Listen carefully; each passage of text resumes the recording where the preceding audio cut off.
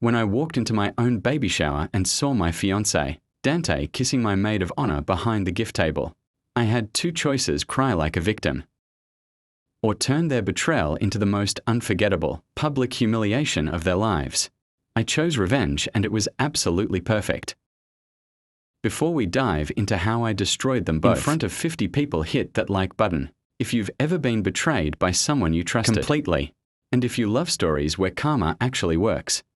Make sure you are subscribed, because this is just the beginning of how the universe handed me the sweetest revenge. On a silver platter. My name is Isla.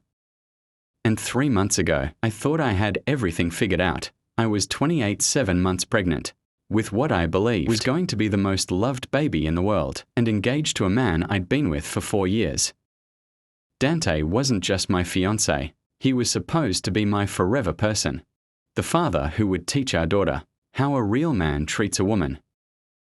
We've been planning our wedding for 8 months, and every detail felt like a step closer to the fairy tale I dreamed about since I was little.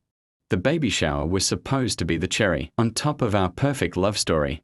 50 of our closest friends and family members all gathered to celebrate new life and the beautiful future we were building together. I'd spent weeks planning every detail with my best friend Camille, who'd been my maid of honor and my rock through everything. 12 years of friendship, 12 years of sharing secrets, crying together, celebrating together. And I trusted her with my life. She was the sister I never had, the one person besides Dante who knew every dream I carried in my heart. The morning of the shower, everything felt magical.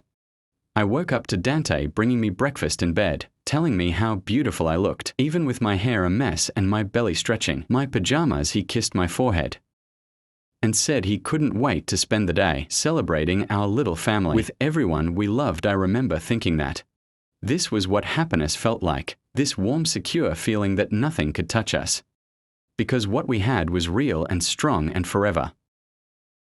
Camille had arrived early to help set up, and when I hugged her, she held me tight and whispered that she was so proud of me, so excited to be part of our baby's life as the favorite aunt. She'd been acting a little strange the past few weeks, more distant, always checking her phone. But I chalked it up to wedding stress, since she was helping plan everything. I never, not even for a second, imagined that the distance was guilt eating her alive. The shower was supposed to start at 2, but I had a last-minute doctor's appointment that ran late. Nothing serious, just routine check UPS that come with being 7 months pregnant, but it meant I arrived at the venue almost 30 minutes after everyone else. I remember feeling slightly panicked because I hate being late to my own events, but also excited because I knew everyone would already be there waiting to surprise me with love and gifts and celebration.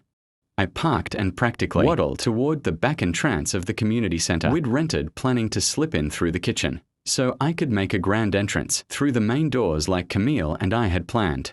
The whole thing was supposed to be choreographed perfectly, with me walking into everyone cheering and my sister, Raven, taking pictures of my surprised face. But as I got closer to the building, I realized I needed to find Dante and Camille first, to let them know I'd arrived so they could get everyone ready. I pushed open the side door that led to the storage area behind where we'd set up the gift table, thinking they might be back there organizing last-minute details. And that's when my entire world shattered into a million pieces. There they were, pressed against the wall, behind the beautifully wrapped presents that were supposed to celebrate our baby, our future, our happiness. Dante's hands were tangled in Camille's hair, her arms wrapped around his neck, and they were kissing like lovers who'd been starving for each other. But it wasn't just a kiss. It was the way he held her, the way her body molded against his, the way they moved together, like this wasn't their first time, like this was something they'd done before, many times before the realization hit me like a truck. This wasn't a moment of weakness or a mistake. This was a relationship, a betrayal that had been growing right under my nose while I planned our wedding and carried his child. I stood there frozen, 7 months pregnant, watching the two people I trusted most in the world destroy everything I believed about love, loyalty, and the life I thought I was building. And in that moment, something inside me didn't break. It hardened into something sharp and dangerous, and I knew exactly what I was going to do about it. I backed away from that doorway like my life depended on it, my heart hammering so hard, I was sure the baby could feel it. But here's the thing about being betrayed by the people you love most. It doesn't just hurt, it clarifies everything. As I stood in that parking lot, shaking and trying to process what I'd just seen, I realized I had a choice to make. I could walk in there, confront them privately, and let them spin some story about how it was a mistake, how it didn't mean anything, how they were going to tell me after the baby came. Or I could do something that would make sure they never forgot the consequences of stabbing me in the back. I called my sister Raven, and thank God she answered on the first ring. Through tears that were equal parts rage and heartbreak, I told her what I just witnessed.